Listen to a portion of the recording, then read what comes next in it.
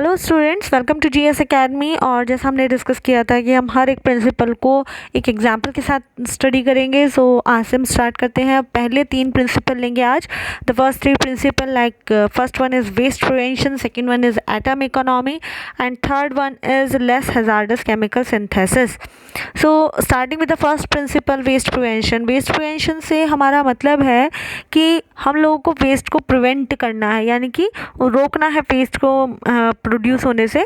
हम बाद में उसको क्लीन अप ना करें। सो इसके लिए एक बहुत अच्छा एग्जांपल लिया है, दैट इज़ सर्ट्रालिन। सर्ट्रालिन जो है वो एक एक्टिव इंग्रेडिएंट है रूलोफ्ट में और एक एंटी डिप्रेसेंट ड्रग है।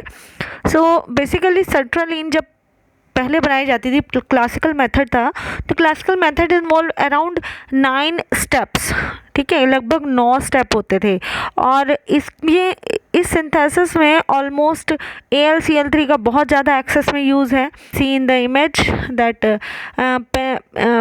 इसमें कार्बन और पैलेडियम का यूज़ है एज अ कैटलिस्ट।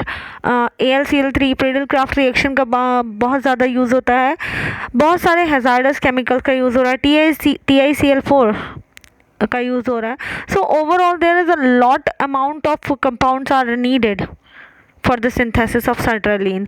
और इसमें लास्ट में जो प्रोडक्ट मिलता है दैट इज़ अ रासायनिक मिक्सचर, जिसमें डी आइसोमर और एल आइसोमर दोनों प्रेजेंट होते हैं। So basically this method is quite costly. So कुछ पॉइंट्स थे दैट इसके अंदर कि जब ये सिंथेसिस है इसको थोड़ा सा इम्प्रूव करने की ज़रूरत है। बिकॉज पहली बात कि जो स्केलेटल स्ट्रक्चर है वो रासायनिक मिक्सचर जो हमें मिलता है, उस स्केलेटल सिस्टम स्ट्रक्चर के लिए हमें लगभग 7 या 8 स्टेप प्रोसेस के करने हो रहे थे, ठीक है। और उसमें हमें यील्ड जो है बहुत कम मिलता है, ठीक है, काफ़ी कम यील्ड मिलता है। सेकेंड, प्रेडल क्राफ्ट एसाइलेशन रिक्वायर है, बहुत ज़्यादा अमाउंट में AlCl3 का यूज़ होता है। और कार्बन डाइसल्फाइड का हमें यूज़ करना पड़ता है AlCl3 के साथ, that is again an hazardous solvent. और 2 आइसोमर्स जो मिलते हैं, ठीक है, उनमें से केवल सिस आइसोमर हमारे लिए नीडेड है। ट्रांस आइसोमर हमारे लिए एक अनयूज्ड डायस्टीरियोमर है और उसको रिसाइकल भी नहीं किया जा सकता। So these are the major threads. अब मैं आपको बताऊं कि इस रिएक्शंस में क्या क्या इम्प्रूवमेंट किए गए। सो बेसिकली सबसे पहले तो इमीन का जो फॉर्मेशन है उसको 95% तक इम्प्रूव किया गया। THF जो टेट्राहाइड्रोफिनॉल सॉल्वेंट का यूज़ किया जा रहा था उसको रिड्यूस करके उसकी जगह हमने इथेनॉल का यूज़ किया है। इथेनॉल का यूज़ करने से बहुत सारे बेनिफिट्स हुए हैं। So we will discuss it with the reaction.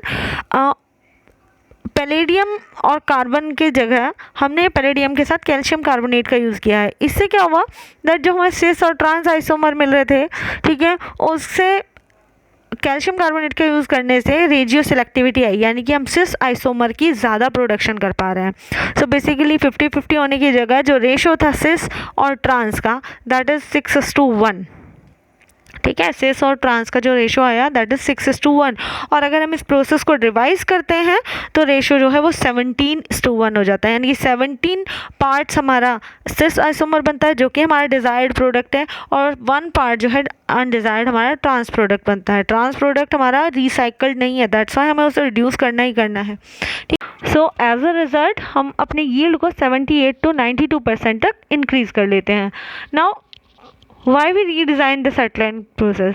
तो इस प्रोसेस को रीडिज़ाइन करके हमने बनाया कंबाइंड प्रोसेस। कंबाइंड प्रोसेस से बेनिफिट्स क्या क्या हुए दैट जो यील्ड था, जो स्टार्टिंग में हमें 35% मिल रहा था, दैट इज़ नाउ डबल्ड, लगभग डबल हो गया था, ठीक है। So we get the product which we need, ठीक है। और बेसिकली जो ट्रांस प्रोडक्ट का फॉर्मेशन था वो बहुत ज़्यादा रिड्यूस हो गया था, that is waste for us. और इथेनॉल जो है उसने मैक्सिमम जितने भी सॉल्वेंट्स थे उन सबको रिप्लेस कर दिया। इसमें हमारा जो यूज़ हो रहा था जो कि बहुत हार्मफुल होते हैं, CS2Cl2, THF, टॉलुइन और हेक्सेन, इन सब सॉल्वेंट्स को रिप्लेस करके इथेनॉल ने अपनी पोजीशन ले ली थी। तो इथेनॉल जो है वो मैक्सिममली यूटिलाइज हो पा रहा है इसमें, ठीक है। लगभग 140 मीट्रिक टन पर ईयर हम TiCl4 यूज़ करते थे फॉर दिस प्रोसेस। सो इसकी वजह से बहुत ज़्यादा पोल्यूशन क्रिएट होता था, क्योंकि TiCl4 जो है वो एक टॉक्सिक एलिमेंट है।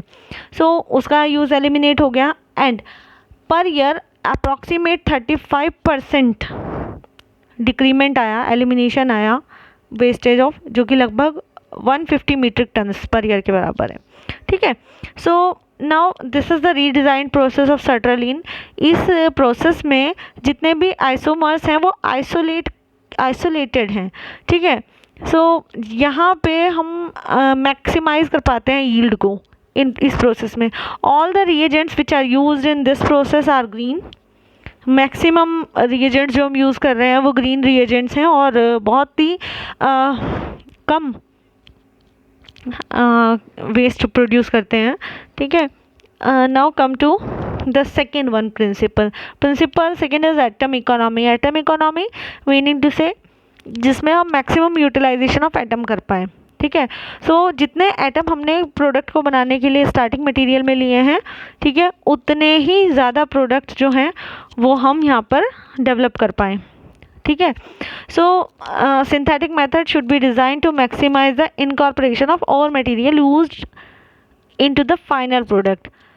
शुरुआत से हमें डिज़ाइनिंग सिंथेसिस की इस तरह से करनी है कि maximum to maximum atoms utilise हो जाएं in the final product. Okay, so now come to the example.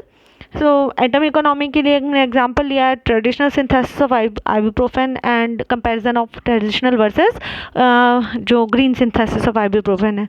ibuprofen का जो traditional synthesis है उसमें लगभग 6 stoichiometric step लगते थे और उसका जो yield आता था, ठीक है, दैट इज़ लोअर देन 40%। तो एटम यूटिलाइजेशन जो था वो लोअर देन 40% है, मीनिंग टू से the elements the compounds which are used for the process are too much in comparison to the product. ठीक है, 40% से कम एटम यूटिलाइज होते थे प्रोडक्ट फॉर्मेशन में, बाकी more than 60% atoms are waste in the process. So we use the catalytic synthesis of ibuprofen. इस synthesis का benefit क्या है, that it needs only 3 catalytic step, तीनों स्टेप कैटालिटिक हैं। सो दैट्स वाई यहाँ पर मिनिमम जो रिएजेंट्स की नीड है वो मिनिमाइज हो गई है। And in this process there is atom utilisation is about 80% atom utilisation हो गया, और जो हम इसमें वेस्ट हो भी रहा था उसमें से 99% एसिटिक एसिड जो है वो रिकवर हो जाता है। So that's why wastage is almost nil and the catalytic process is more atom economic than in the classical one. ठीक है, now third one principle is less hazardous chemical synthesis। हमें जो स्टार्टिंग मटेरियल है वो, उसके बाद जो हम रिएजेंट्स यूज़ कर रहे हैं वो, और जो हम एनवायरनमेंट में वेस्ट डिस्पोज कर रहे हैं वो, और उसके साथ में जो प्रोडक्ट बन रहा है वो, इन चारों जगह पर जितने भी रीजन उन सब की टॉक्सिसिटी के बारे में सोचना है। मतलब इनमें से हम कोई भी चीज़ टॉक्सिक ना लें। ठीक है, तो जो कि ह्यूमन हेल्थ या एनवायरनमेंट को नुकसान करे। सो दैट्स वाई जब भी हम लोगों को कोई इस तरह का केमिकल सिंथेसिस देना, तो हम इस तरह का केमिकल सिंथेसिस बनाने की कोशिश करते हैं जिसमें लिटिल या फिर नील टॉक्सिसिटी जो है वो प्रोड्यूस हो। This is beneficial for human health as well as environment. So start करेंगे इसका example with polycarbonate synthesis. Polycarbonate आपको पता ही हमारे यहाँ आजकल पॉलीमर्स का ज़माना है, तो पॉलीमर्स बहुत ज़्यादा यूज़ होता है। Polycarbonates you know that are quite good material for many uses की हम यहाँ बात नहीं करेंगे, बेसिकली हम केवल प्रिपरेशन की बात करेंगे। सो पॉलीकार्बोनेट बनाने के लिए हम लोगों को जो स्टार्टिंग मटेरियल था उसके साथ में रिएक्शन करानी पड़ती थी फॉस्जीन गैस का। ठीक है, phosgene as you understood that phosgene जो है एक बहुत ही विषैली, बहुत ही हार्मफुल गैस होती है, और आपने सुना भी होगा क्लोरोफॉर्म का जब एक्सपोजर हो जाता है तो एयर में, तब फॉस्जीन जनरेट होती है, and that is quite toxic for environment and health also. So this is the demerit, because phosgene जो है बहुत टॉक्सिक है, और इसी की वजह से फॉस्जीन का यूज़ जो है वो ऑलमोस्ट बैंड है. सो अब क्योंकि फॉस्जीन गैस का यूज़ करना है तो हमें बहुत ज़्यादा अमाउंट में CH2Cl2 भी नीड पड़ेगी, और जो पॉलीकार्बोनेट प्रोड्यूस होगा वो क्लोरीन की इम्प्योरिटीज़ के साथ प्रोड्यूस होगा. So to reduce the toxicity we are using now solid phase process. Solid phase process जो है वो एक ऐसी प्रोसेस है जिसमें हम डाइफिनाइल कार्बोनेट को लगा के और फिर सॉलिड फेज में इसको ग्रो अप कर सकते हैं चेन को. So polymerisation in solid phase synthesis is quite very common in nowadays. और इसके एडवांटेजेस क्या हैं कि इसमें फॉस्जीन गैस का बिल्कुल भी यूज़ नहीं होता, ठीक है. सो दैट्स वाई जब फॉस्जीन गैस का यूज़ नहीं होता, सो दैट्स वाई यहाँ पर CH2Cl2 का यूज़ जो है वो मिनिमाइज़ हो गया है, ऑलमोस्ट एलिमिनेट ही हो गया है. एंड जो पॉलीकार्बोनेट्स इससे बनते हैं वो हायर क्वालिटी के होंगे, क्योंकि जो हमने लास्ट वाला सिंथेसिस देखा था उसमें क्लोरीन की इम्प्योरिटीज़ आती हैं पॉलीकार्बोनेट में, but in this type of polycarbonate there is no impurity at all, because there is no reagent at all. This is simply solid phase synthesis. So that why in that we are using a solid phase over which a polymer chain is grown up, ठीक है. और ये पूरी catalytic process से होती है. So that's why this is the more preferred synthesis than anyone else. So if you like the explanation of these three principles, then subscribe my channel for the next three and then next three principle. Please comment on the video and comment if you need more lectures like this. Thank you.